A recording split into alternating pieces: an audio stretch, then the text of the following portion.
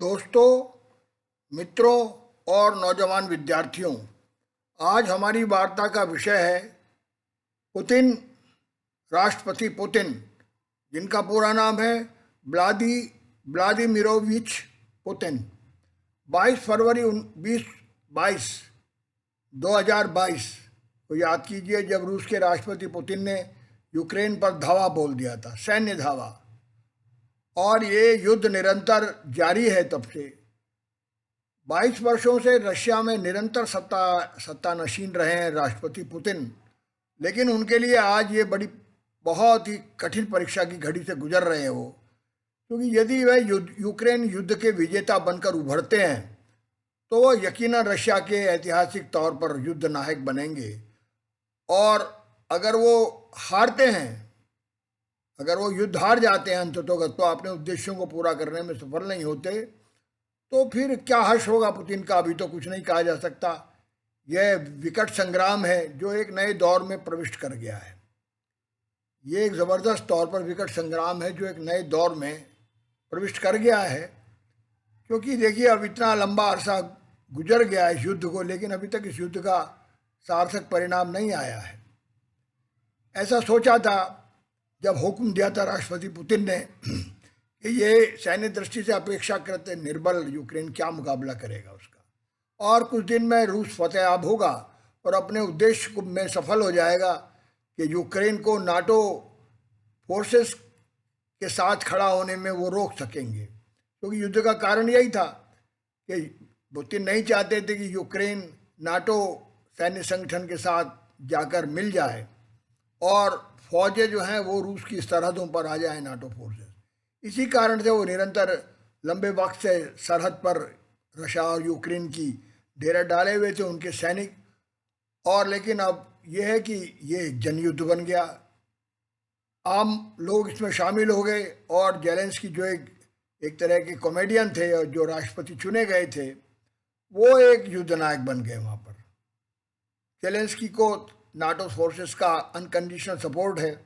बहुत सारे हथियार, बेशुमार हथियार उन्हें हासिल होते रहे हैं अमेरिका से, यूरोप के अन्य देशों से, और भौतिक दृष्टि से पूरी तरह तबाह और बर्बाद होकर भी यूक्रेन में एक रक्षात्मक राष्ट्रवाद का उदय हो गया है। ये ऐसी भावनात्मक लहर है जिसने कि ज़बरदस्त तौर पर आम नागरिकों को भी सेना के साथ खड़ा कर दिया है। ऐसा पहले भी हो चुका है वियतनाम युद्ध में, कई युद्धों में हम देख चुके हैं, जबकि निर्बल सैन्य शक्तियों ने महाशक्तियों को पराजित किया।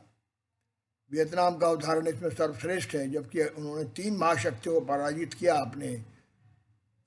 अपनी निर्बल सैन्य शक्ति से। पहला था फ्रांस, दूसरा था अमेरिका और तीसरा था चीन। तो यूक्रेन में नव नाजीवाद से प्रेरित एक औजोव सैन्य दस्ते भी हैं जो अंतर्राष्ट्रवादी क्रूरता पर उतारू हैं। ये कलंक की बात है, क्योंकि यूक्रेन एक प्रगतिशील राष्ट्र रहा है, एक डेमोक्रेटिक कंट्री है, और उसमें फासिस्ट फोर्सेस का उदय होना एक बहुत ही खतरनाक स्थिति है। तो दूसरी तरफ चेचेनिया के रशियन जिहादियों भी काफ़ी नज़ारा देखने लायक है। वो मानव अधिकारों की वो भी धज्जियाँ उड़ा रहे हैं। इधर ये ओजोव के जो दस्ते हैं, जो फासिस्ट दस्ते हैं यूक्रेन के, वो भी इसी तरह की हरकतें कर रहे हैं। तो जब भाई से भाई लड़ता है, जब महाभारत होती है, तो आप जानिए कि फिर क्रूरता और नृशंसता की पूरी सब हदें पार कर जाता है इंसान, इंतहा हो जाती है। 1919 में जब रूस में ये व्लादिमीर पुतिन सत्तानशीन हुए थे, तभी से, क्योंकि तब तत्कालीन राष्ट्रपति येल्सिन हुआ करते थे, और उन्होंने प्रधानमंत्री बनाया था व्लादिमीर पुतिन को उन्होंने प्रधानमंत्री बनाया था। और जब उन्होंने इस्तीफा दिया, क्योंकि वो एक अयोग्य शासक साबित हुए और रूस को नहीं संभाल सके, रूस में अराजकता का बोलबाला रहा ये येल्सिन के दौर में। 1990 में जब सोवियत संघ का बिखराव हुआ और येल्सिन राष्ट्रपति चुने गए, तब से लेकर जब तक वो राष्ट्रपति पद पर आसीन रहे, रूस अराजकता से घिरा रहा। एक के बाद एक प्रधानमंत्री बने, लेकिन कोई संभाल नहीं सका। एक जो है ये प्रधानमंत्री के तौर पर पुतिन सफल सिद्ध हुए, और फिर वो खुद ही कुछ वक्त बाद ही जब राष्ट्रपति येल्सिन ने इस्तीफा दिया, तो पुतिन भी राष्ट्रपति पद पर निर्वाचित हो गए। बहुत जल्दी उनको पॉपुलरिटी मिली after becoming prime minister of the Russia. तो ये 2008 में 2008 में जो मदादेव है उनके जो उत्तराधिकारी बने, 2 बार वो चुने गए, 2000 में और 2004 में। इसके बाद 10 वर्ष 8 वर्ष का कार्यकाल है वहाँ पर अधिकतम राष्ट्रपति के लिए। 4 वर्ष के लिए चुनाव होता है राष्ट्रपति का। और रूस के संविधान में तो 2008 में उन्हीं के साथी दिमित्री मदादेव राष्ट्रपति बने और उन्होंने पुतिन को प्राइम मिनिस्टर बना दिया। मतलब शक्तियाँ पुतिन के पास ही केंद्रित रहीं, भले ही वो राष्ट्रपति रहे या प्रधानमंत्री रहे, वो सत्ता नाम परिवर्तन होता रहा, लेकिन फिर वो आगे 2012 तक वो प्रधानमंत्री पद पर आसीन रहे। इसके बाद फिर वो उन्होंने एक संविधान संशोधन कर दिया 2011 के अंदर, तब की बुनियादी तौर पर राष्ट्रपति का कार्यकाल 4 साल से बढ़ाकर 6 साल कर दिया गया। अभी तक 4 साल था, 6 साल कर दिया उन्होंने। वो बहुत शक्तिशाली है, कोई उनका विरोध करने वाला नहीं था रूस में, आज भी कोई नहीं है। तो 12 से लेकर सन 18 तक फिर वो 6 वर्ष के लिए फिर वो निर्वाचित घोषित हुए और 2024 तक वे राष्ट्रपति पद पर आसीन बने रहेंगे, क्योंकि वो 12 वर्ष तक आसीन रह सकते हैं। पुतिन का जो जन्म हुआ था वो हुआ था 7 अक्टूबर 1952 को। लेनिनग्राड का एक शहर है सेंट पीटर्सबर्ग, जिसको लेनिनग्राड कहा जाता है, वो एक कहा जाता था पहले, अब नहीं कहा जाता। जब कम्युनिस्ट रशिया था, कम्युनिस्ट सोवियत संघ था, तब सेंट पीटर्सबर्ग को लेनिनग्राड कहा जाता था। तो सेंट पीटर्सबर्ग अब उसका नाम दोबारा परिवर्तित कर दिया गया है और उनका जन्म वहीं पर हुआ। उनके पिता का नाम व्लादिमीर स्पिरिडोनोविच था और उनकी माता का नाम मारिया इवानोवा शैलोमोवा था। उनकी माँ एक फैक्ट्री में मजदूर थी, पिता भी कार्यरत थे नेवी के अंदर। बहुत ही साधारण, बल्कि बिलो द कहना चाहिए लोअर मिडिल क्लास का उनका परिवार था। और उनकी माता एक सोवियत कारखाने में काम करती थी एक मजदूर के रूप में। और 1930 में उनके पिता नेवी के अंदर सेवारत थे। तो द्वितीय युद्ध के दौरान जब घात लगाकर हमला किया तो वो उस दस्ते में भर्ती हो गए नेवल फोर्सेस के अंदर। तो युद्ध के बाद एक कारखाने में जब वो युद्ध समाप्त हो गया 1945 में, तो एक कारखाने में फॉरमैन के रूप में उनकी नियुक्ति हो गई। मतलब बहुत ही साधारण परिवार से उनका संबंध है, बहुत ही हम्बल ओरिजिन कह सकते हैं हम व्लादिमीर पुतिन का। अपने परिवार के तीसरे बालक थे ये। 2 बड़े भाइयों की उनकी बचपन में ही मौत हो गई थी। तो पुतिन ने 1975 में लेनिनग्राड के ही, जिसको मैंने कहा ना सेंट पीटर्सबर्ग कहा जाता है, पहले लेनिनग्राड कहा जाता था, क्योंकि वहीं से इंकलाब शुरू हुआ था, रूसी इंकलाब, इसलिए उसका नाम लेनिनग्राड रख दिया गया था। जो सोवियत क्रांति थी 1917 में जो हुई संपन्न 7 नवंबर 1917 में, तो वो सेंट पीटर्सबर्ग से शुरू हुई थी। तो बाद में जब सोवियत संघ बन गया, कम्युनिस्ट शासन हो गया, तो उसका नाम लेनिनग्राड रख दिया गया। बाद में जब कम्युनिस्ट शासन समाप्त हो गया तो उसको पुराना नाम लौटा दिया गया लेनिनग्राड को। वहाँ से उन्होंने अपना ग्रेजुएशन किया और वो केजीबी के एजेंट बन गए। ग्रेजुएशन के बाद उनकी भर्ती हो गई पुलिस के अंदर और वो इंटेलिजेंस सर्विसेज के अंदर उन्होंने काम शुरू किया, जहाँ पर वो 1975 से लेकर 1991 तक कार्यरत रहे। और 16 साल तक इस तरह से वो गुप्तचर जो संस्था थी केजीबी, उसके अधिकारी के रूप में उन्होंने विभिन्न पदों पर सेवा की। और बाद में लेफ्टिनेंट कर्नल के पद से वो रिटायर हो गए। केजीबी में लेफ्टिनेंट कर्नल के पद तक पहुँचे और उन्होंने जर्मनी में भी काम किया और कई विभागों में काम किया। और जब उनका रिटायरमेंट हो गया तो वो सेंट पीटर्सबर्ग की राजनीति में सक्रिय हो गए। क्योंकि आज हमारी वार्ता का विषय पुतिन का व्यक्तित्व है, इसलिए हम थोड़ा सा उनकी बैकग्राउंड पर, उनकी पृष्ठभूमि पर, उनकी ज़िंदगी की कैसे कैसे वो आगे बढ़े, इस पर थोड़ा सा हम प्रकाश डाल रहे हैं अपने विद्यार्थियों के लिए जो सिविल सेवा परीक्षा में बैठना चाहते हैं। क्योंकि पुतिन एक वर्ल्ड का बहुत बड़ा कैरेक्टर बन चुके हैं आज युद्ध के कारण और बहुत चर्चित भी हैं। 1 वर्ष से जब से युद्ध शुरू हुआ है तो बार बार उनकी चर्चा टीवी पर होती है। तो ये कैसा व्यक्तित्व है जो इतना खतरनाक बनकर उभरा है, जिसने यूक्रेन पर धावा बोला और विश्व युद्ध की कगार पर दुनिया को खड़ा कर दिया है। क्योंकि अगर इधर रूस और चीन है तो दूसरी तरफ अमेरिका है, नाटो फोर्सेस हैं। दुनिया दो खेमों में बटती नजर आ रही है, बटी चुकी है कोल्ड वॉर के बाद। ये पहला मौका है। कोल्ड वॉर का समापन हो गया था 1990 में, जब सोवियत संघ बिखर गया था, उसके 15 टुकड़े हो गए थे। तो दोबारा ऐसा इतिहास में अवसर आया है कि फिर से दुनिया एक बार कोल्ड वॉर की सिचुएशन में फंस गई है और बड़ी बड़ी फोर्सेज लड़ रही हैं। एक तरफ रूस लड़ रहा है और यूक्रेन को मदद मिल रही है बेहद हथियारों की, नाटो फोर्सेस की, अमेरिका की, इंग्लैंड की और तमाम यूरोप के देशों की। तो इसलिए हम इनके व्यक्तित्व पर बात करें कि ये कैसा व्यक्तित्व है जो इतना खतरनाक बनकर दुनिया के लिए उभरा है। तो 1990 में ये सोवियत संघ के बिखरने के बाद ये दूसरा अवसर है जबकि हम फिर दोबारा जो है एक शीत युद्ध के ज़बरदस्त दौर में पहुंच गए हैं, जहां किसी वक्त भी कहीं से भी कोई छोटी सी चिंगारी दुनिया को विश्व युद्ध की आग में झोंक सकती है। तो जब उन्होंने पॉलिटिक्स में प्रवेश कर लिया, हमने बताया 1991 में ही entered into the active politics of Saint Petersburg, तो उनको वहाँ का डिप्टी मेयर वो चुने गए और बहुत सारे उन्होंने काम किए, बहुत सारे विदेश व्यापार में भी काम किए, उन्होंने एक्सपीरियंस लेना शुरू किया। और 1994 से और 1996 तक उन्होंने कई राजनीतिक सरकारी पदों पर, संघीय सुरक्षा सेवा में, एसएफबी जिसको कहने लगा किया जाता है अब, उसके भी डायरेक्टर के रूप में काम किया। ये 1996 तक का उनको पीरियड है।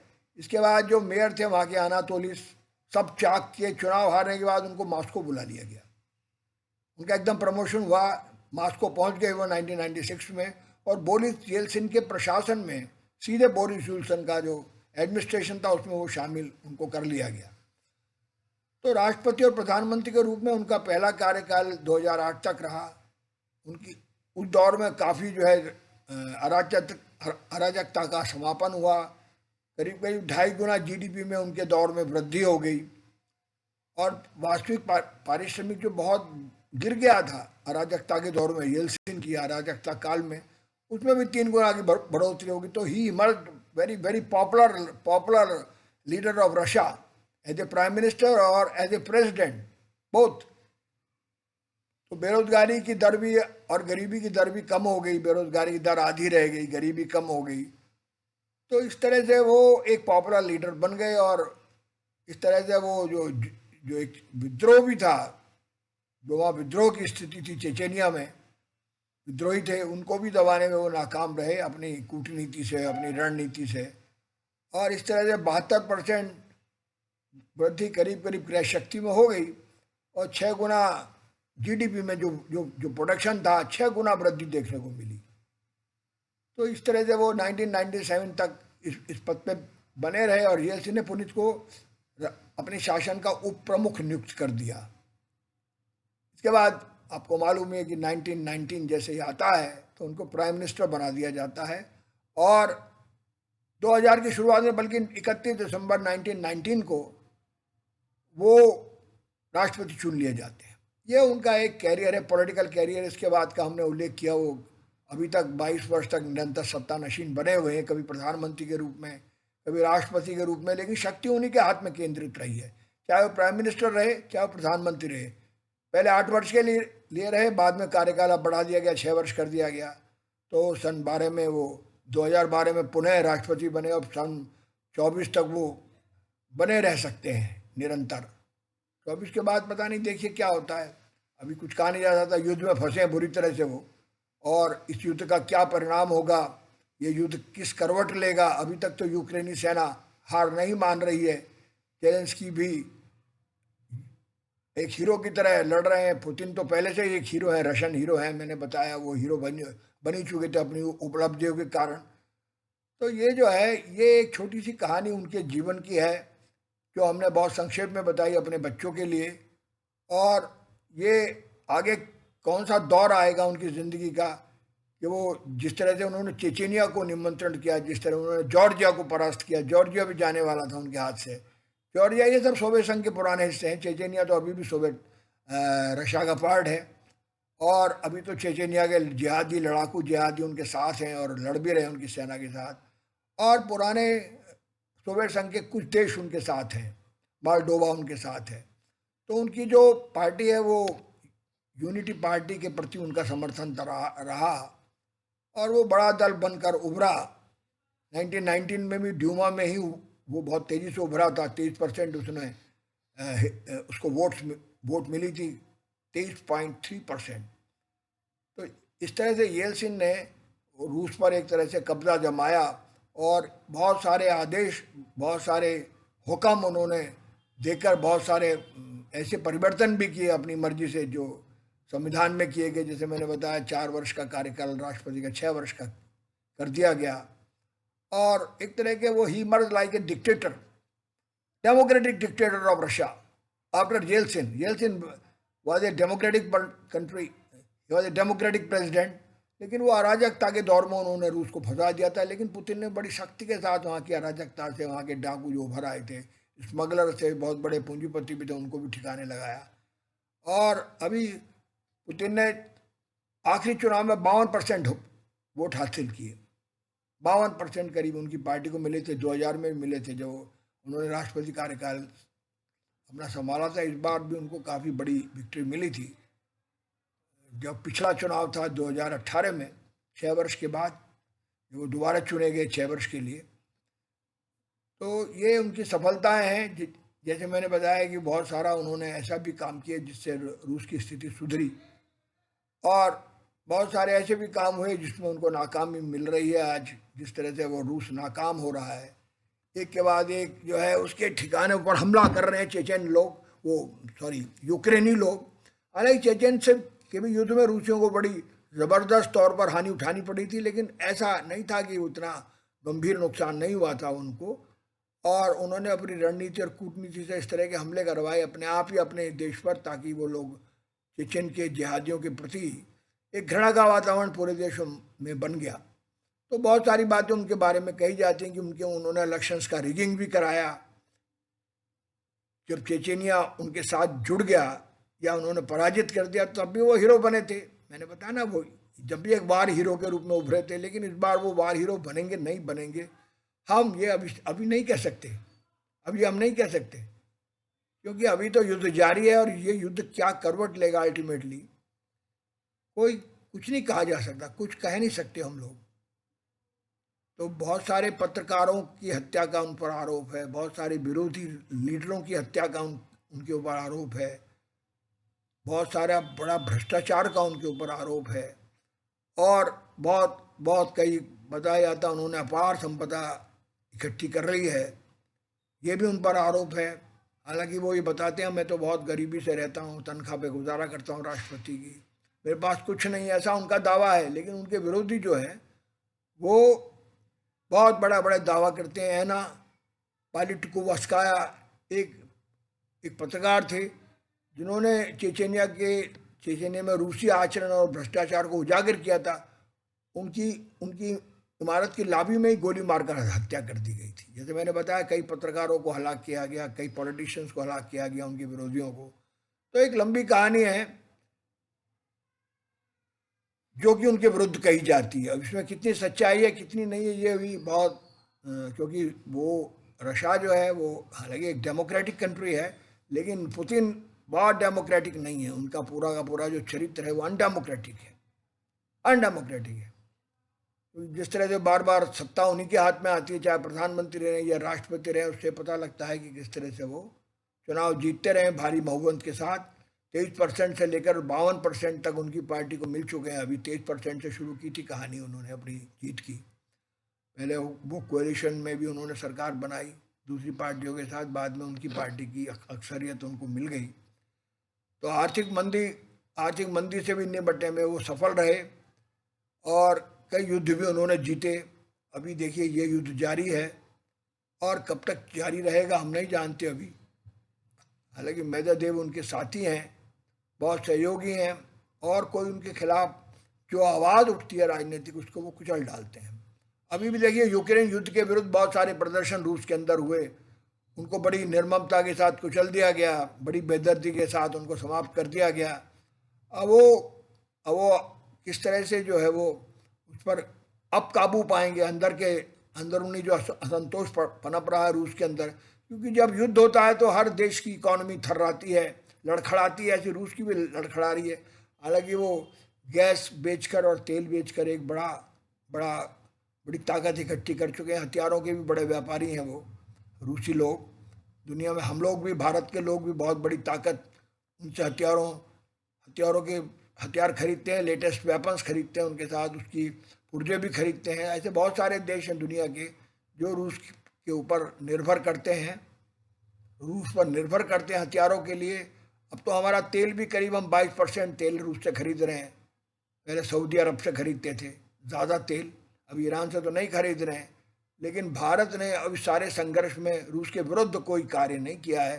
संयुक्त राष्ट्र में जब भी हम प्रस्ताव पेश किए गए रूस के विरुद्ध, जो नाटो कंट्रीज़ हैं अमेरिका के नेतृत्व में, तब भारत ने बायकाट किया। क्योंकि बायकाट इसलिए कि भारत के साथ बड़े पुराने हमारे कूटनीतिक संबंध हैं और हम हमारा साथ बहुत दिया है बांग्लादेश युद्ध में भी, जब तो सोवियत संघ था, कम्युनिस्ट कंट्री था सोवियत संघ। इसके बाद भी जब सोवियत संघ कम्युनिस्ट कंट्री नहीं रहा तब भी हमारे बड़े शानदार रिश्ते रहे अभी तक भी, चाहे वो मनमोहन सिंह का प्रधानमंत्री काल हो या नरेंद्र मोदी का। तो हम लोग एक तरह से किसी किसी हद तक आप कह सकते हैं हम एक बैलेंस्ड कूटनीति बनाए हुए हैं वर्ल्ड लेवल पे। पुतिन के साथ भी हमारे बेहतरीन ताल्लुक थे, और जो बाइडन के साथ भी, जो अमेरिकन राष्ट्रपति हैं, या अन्य देशों के साथ भी। अभी आपने देखा कि जो भी सम्मेलन हुए, चाहे टर्की में हुआ जलवायु परिवर्तन को लेकर, चाहे वो अभी G20 का सम्मेलन हुआ अभी आखिर में, अभी हुआ है थोड़े दिन पहले ही, सब में हम लोग रूस के साथ एक तालमेल बनाए रखा है। और उसके विरुद्ध जब जेलेंस्की बोले, उन्होंने G19 कहा, तो भारत ने प्रबल विरोध किया। और भारत ने कहा कि भाई, पैगाम जरूर दिया मोदी ने कि पुतिन को, जब गए मुलाकात हुई कई बार, कि भाई ये शांति से इस मामले को निपटिए, युद्ध कोई हल नहीं है समस्या का, यूक्रेन युद्ध कोई हल नहीं है, हमको भारत आप बातचीत के द्वारा इस मामले को निपटिए। लेकिन वो उन्होंने समझा शायद युद्ध से यूक्रेन को ठीक किया जा सकता है, क्योंकि यूक्रेन तो कमिटेड था, एकदम आमादा था नाटो ज्वाइन करने के लिए। और लेकिन अब टर्की ने काफ़ी अच्छे संबंध रूस के साथ बनाए हैं, सऊदी अरब ने भी बनाए हैं। अमेरिका को बड़ा इससे झटका भी लगा है, बहुत तगड़ा झटका भी लगा है। कूटनीति में किसी हद तक वार डिप्लोमेसी में पुतिन बड़े कारगर और बहुत असरकारी भी सिद्ध हुए। तो वो बहुत ही शक्तिशाली होकर उभरे हैं अभी, जैसे मैंने बताया, वर्ल्ड पॉलिटिक्स के अंदर भी, डिप्लोमेटिक पॉलिटिक्स में भी, डिप्लोमेसी में भी, और वार में। लेकिन वो उतने सफल नहीं हुए वार में। उन्होंने अंदाज़ा नहीं लगाया था कि ये युद्ध इतना लंबा चलेगा। अभी नहीं कह सकते अभी और कितना लंबा चलेगा। अभी तो देखिए सिर्फ 9वां महीना चल रहा है युद्ध को, फरवरी से शुरू हुआ था, अभी नवंबर आधा करीब बीत चुका है। तो अब ये युद्ध कब तक चलेगा, कितनी दूरी तक जाएगा ये युद्ध, हम नहीं जानते अभी इस युद्ध को। लेकिन फिलहाल ये युद्ध अपनी पूरी चरम पर है और बुरी तरह विध्वंस कर रहा है। अभी जो क्रीमिया को, जो पुल जोड़ता था रूस के साथ, अभी क्राइमिया पर कब्जा किया था 2014 में, तब भी सैंक्शंस लगाए थे नाटो ने, यूरोप ने उनके ऊपर। अब बहुत ज़बरदस्त सैंक्शन लगा दिए हैं अभी। हालांकि उन्होंने गैस सप्लाई बंद कर दी है, क्योंकि पूरा यूरोप, तकरीबन पूरा यूरोप रूस की गैस सप्लाई पर डिपेंड करता है। और उन्होंने अपना विस्फोट करके उसको उड़ा दिया है, खुद ही उड़ा दिया रूसियों ने। तो अब बहुत सारे देशों के अंदर ये भावना बन रही है कि हमको रूस के साथ सुलह कर लेनी चाहिए और नाटो को ये जिद छोड़ देनी चाहिए कि यूक्रेन नाटो के साथ आए। अब ये मामला इतना उलझ गया है, एक ईगो का प्रश्न बन गया है दोनों देशों के लिए, दोनों सैनिक खेमों के लिए। इधर ईरान, चीन भी उसके साथ है खुलकर, कई देश पूरी तरह रूस के साथ हैं। भारत की तो स्थिति मैंने बताई, उसकी तो स्थिति वही है जो नेहरू काल में थी, गुटनिरपेक्षता की है। वो किसी गुट में शामिल नहीं हुआ है। इस गुटों में बटी हुई, दोबारा गुटों में बटी हुई दुनिया जो है, वो फिर से कहीं तृतीय विश्व युद्ध को जन्म ना दे दे, ऐसी आशंकाएं निरंतर प्रबल हैं। भारत चाहता है कि दुनिया में शांतिपूर्ण विकास हो, अमन चैन कायम रहे। बुद्ध और गांधी का देश है, ऐसा ही पैगाम हम लोग देते रहे दुनिया को। यही पैगाम पुतिन को भी दिया है। अब पुतिन कितना मानेंगे इस पैगाम को, कितना इस युद्ध से पीछे हटेंगे, वो हम नहीं जानते अभी। और तो एक खौफ है रूसियों के मन में विघटन के बाद, नाटो के प्रति खौफ है, जो कि ये नाटो रशिया को नष्ट करना चाहता है, ऐसा मन में उनके है। इसलिए वो शामिल करना चाहता है। यूक्रेन तो इन्हीं का हिस्सा था, वर्ल्ड वार में सबसे ज़्यादा टक्कर हिटलर से कीव ने ली। कीव जो राजधानी है, उन्होंने बहुत ही बेहतरीन टक्कर ली थी कीव में, और वो एक तरह का वार हीरो सिटी बनकर उभरा था कीव, जो यूक्रेन की राजधानी है। तो बड़ा उनका गौरवमय इतिहास है यूक्रेनियों का। बहुत ही वो ज़्यादा गेहूं पैदा करते हैं।